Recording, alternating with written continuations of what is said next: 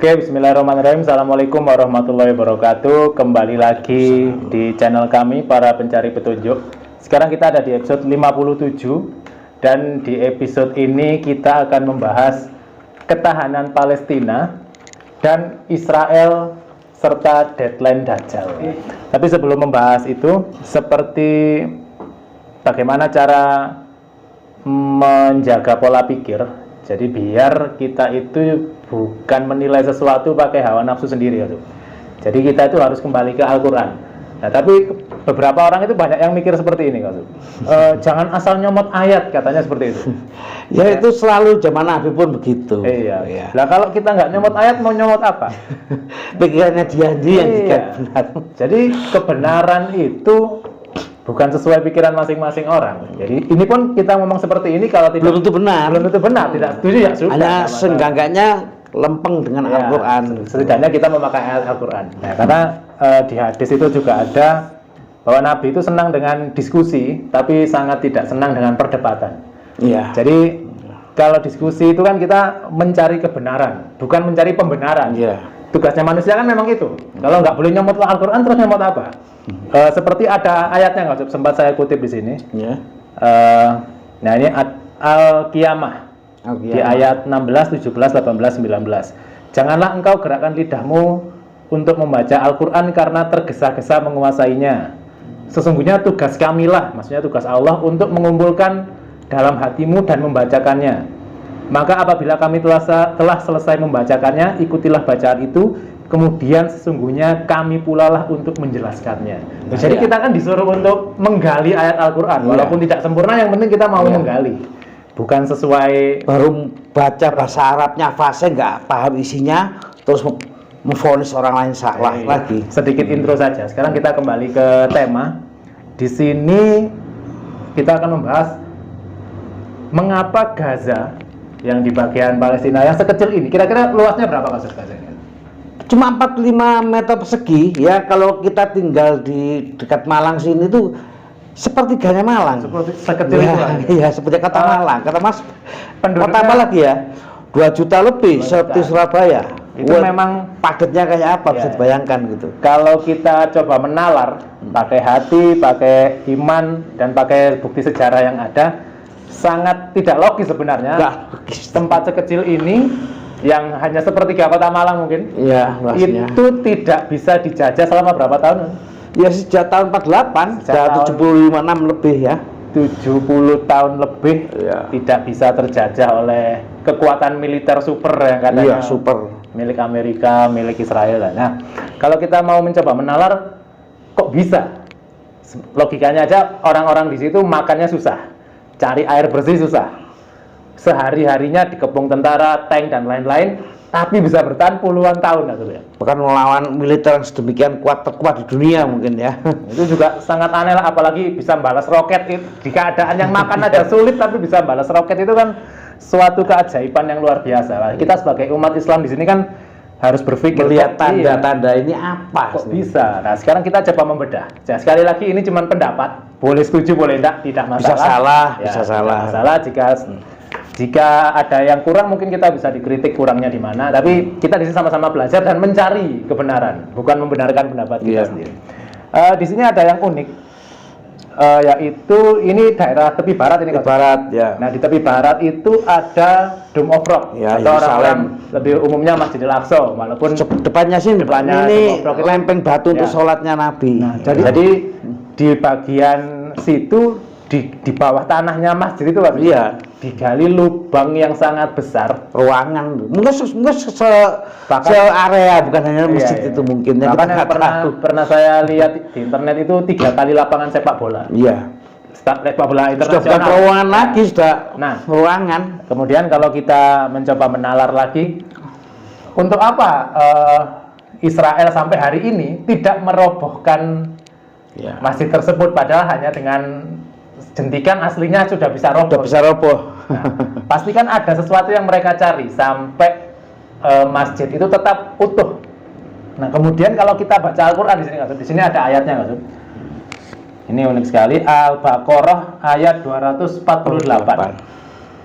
Nabi mereka berkata, sesungguhnya tanda kerajaannya ialah datangnya tabut kepadamu, yang di dalamnya terdapat ketenangan dari Tuhanmu dan sisa dari apa yang ditinggalkan oleh keluarga Musa dan keluarga Harun, yang dibawa oleh para malaikat. Nah, ini ada kuncinya di sini. Sesungguhnya pada yang demikian itu terdapat tanda-tanda kebesaran Allah bagi kamu orang-orang mukmin. Nah, jadi kalau kita orang beriman, Orang mukmin, bukan orang muslim ya, orang mukmin. kita harus berpikir, kenapa sampai hari ini daerah Masjid Suci di sana tidak dirobohkan oleh Israel, karena ada yang mereka cari. Kemudian di ayat ini tersirat sedikit datangnya tabut. Tabut sendiri apa maksud kalau dari? Ya semacam perlatian Nabi Musa dan Harun, ada tongkatnya, ada entah apa lagi gitu. Itu disimpan oleh malaikat. Ya, disembunyikan oleh malaikat. Ya, jadi kita nggak tahu di mana, tapi sedikit menduga kita ya di sekitar sini juga. Ya. Tapi tabut sendiri sangat disucikan oleh kaum Yahudi. Sangat. Jadi bagi orang Yahudi ya, kalau dia dosa atau apa, di hadapan ke tabut aja dia ada mati atau luka atau apa, itu kepercayaan mereka. Ya. Oh iya. Berarti, nah kalau kita di sini, di sana terdapat tanda-tanda kebesaran Allah bagi orang-orang mukmin. Ibaratnya yang mau berpikir. Nah sekarang coba kalau kita pikir tanda kebesaran yang mana, yang terlihat. Ada beberapa poin ya. Poin pertama, mengapa Gaza yang sekecil ini sampai hari ini tidak bisa direbut oleh kekuatan militer dunia? Itu masuk tanda-tanda kebesaran. Poin pertama. Poin kedua, Israel sampai hari ini dengan semua tekanan seluruh dunia ya, sampai di demo seluruh dunia, tapi Israel kayak tetap harus menggempur daerah situ. Hancur atau menang gitu seolah-olah mereka kayak dikejar deadline. Mereka harus, ayo cepat, harus ketemu yang mereka cari sebelum telat semuanya. Sebelum bosnya datang ibaratnya. Bos Dajjal. Nah, kenapa di sini kita pakai judul Deadline Dajjal? Karena sebenarnya kalau menurut pendapat kita, dalam waktu sekian puluh tahun ya harusnya menghancurkan. Wah, sudah dari dulu lah.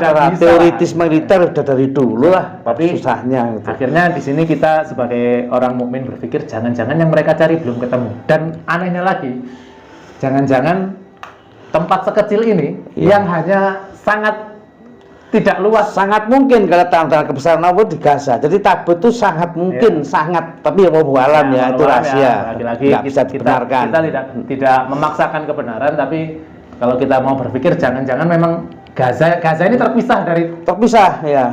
Jadi kalau teman-teman cari di internet silakan coba lihat Gaza itu luasnya berapa, tempatnya itu di bawah sini, sedangkan yang Palestina yang lain ada di sini. Ini sudah dikuasai Israel sebelah sini. Ya, nah cuma dua ini. Tapi yang sekecil ini dengan penduduk 2 juta yang dikeroyok lebih, yang dikeroyok militer dunia. Wah, ya kita jangan-jangan kita di sini mulai terbesit bahwa jangan-jangan tabut yang disembunyikan malaikat tadi ada di Gaza. Ya juga aneh juga. Bukan di Aqsa malah. Iya, malah karena mungkin orang di Aqsa di terowongan 3 ruangan 3 lapangan sepak bola nggak ketemu apa-apa. Ya memang ya itu jadi suatu misteri yang kita harus paham juga. Karena sebentar, ini seandainya dirobohkan itu berarti tandanya apa, Pak? Kalau menurut saya itu semacam kalau tahun baru merayakan tahun baru datang itu kembang api. Kalau Dajjal datang tinggal kena bom, tes roboh masjid. Jadi itu seperti upacara penyambutan kedatangan Dajjal. Sengaja dikasih terowongan tinggal Dajjal datang, bosnya itu. Jadi Israel. Ya, itu juga sebagai tanda kita berpikir bahwa jangan-jangan tabutnya belum ketemu dan mereka harus dikejar deadline karena bosnya akan segera turun. Jadi untuk teman-teman yang belum sedikit pemahaman tentang Dajjal, bisa lihat episode kita yang kemarin-kemarin ada di episode berapa, nanti saya cantumkan di tampilan. Jadi Dajjal itu siapa, mengapa dia harus turun, dan memang sudah di deadline. Nah, dan uniknya saya mendapat video ini dari Perdana Menterinya Israel, yaitu Netanyahu. Dia bertemu seorang rabi Yahudi atau pendeta besarnya Yahudi, dan ada dialognya kira-kira seperti ini.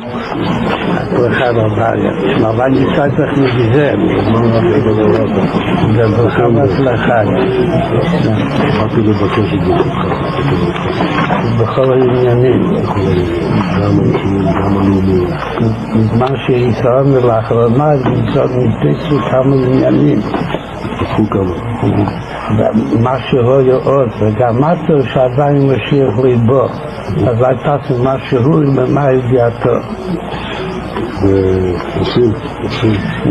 הכנראה שהיא מספיק, שהיום כבר שוד חם או שוד בגיל ועדיין ליבו. Nah, dari video tadi kita bisa menyimpulkan bahwa mereka menunggu sesuatu. Memang. Mereka mengejar deadline. Dulu kan rencana mau bikin sabu Israel Raya, Oh ya. ya di daerah perbatasan Lebanon dan Suriah itu mau ditutup sehingga dia menguasai, tapi gagal sampai waktunya ada mepet. Akhirnya mereka nekat nyerang Gaza, ya. Iya. Karena sudah kedahuluan Hamas, sekalian aja diteruskan gitu kan. Jadi untuk saat ini kira-kira apa yang harus kita lakukan sebagai umat muslim dunia? Ya kita harus bersatu, buang itu apa mazhab, aliran, perbedaan kita sama-sama punya kewajiban sebagai pemain ya, bukan penonton. Selama ini Muslim Indonesia dididik oleh tokoh-tokohnya dari penonton, bukan pemain.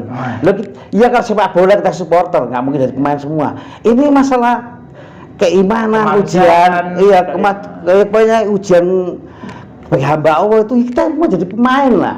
Bisa senjata, bisa perang ya perang. Yang bisa kasih obat-obatan, kasih obat-obatan. Jangan cuma demo perayaan. Kayak sekarang hari ini kan di Monas ada demo-demo lagi kayak model karnaval 17-an gitu rame-rame. Apa ini? Pasti nggak butuh ini. Apa orang Indonesia mau nyumbang apa gitu? Saya sampai usul itu ya ke Rafah sini. Mari kita bikin umat Islam Indonesia ini untuk obat-obatan, pakaian, bahan bangunan, makanan. Mari kita bikin kerjasama dengan ada ribuan warga Indonesia ya, Pak mahasiswa, apa pekerja, atau mungkin yang lain-lain. Bisa lah jadi pembantu di sini untuk mengumumkan barang dari Indonesia tiap hari, gak waktu zaman perang aja. Ya, juga kemarin saya sempat dengar berita ada yang bilang gini Kak, di sosial media lagi ramai. Akhirnya Israel mengakui kekalahannya. Selalu terpancing dengan berita-berita seperti itu. Kalau Israel kalah sudah nggak ada negara Israel masih punya senjata, kalah apanya? Memang kewalahannya, tapi kalah belum. Dikatakan kalah itu kalau mereka benar-benar pergi semua dari. Iya, sudah hilang negara Israel. Jangan kita terlalu terpancing dengan hal-hal seperti itu. Penonton begitu, nggak punya mental pemain, mental penonton. Karena memang ini tugas kita sebagai umat muslim, karena Israel sendiri bekerja mati-matian biar deadline-nya segera terlaksana. Betul. Dan kita umat Islam harus ya punya aksi lah, punya gerakan lah sudah. Ya saya sudah itu tadi. Mari kita bikin urutan. Katakan di Indonesia ya ada 250 juta muslim. Yang 50 juta aja urutan 2000 kali 50 juta. Itu udah 100 miliar. Bikin gedung di sini bisa di Rafah. Itu kalau 2000 sekali aja, kalau terus-terusan lebih dari 2000 kita bisa mau pakaian, mau kedokteran, seorangnya sekali kirim bisa tiap hari. Jangan hanya waktu perang rame-rame bawa keranjang.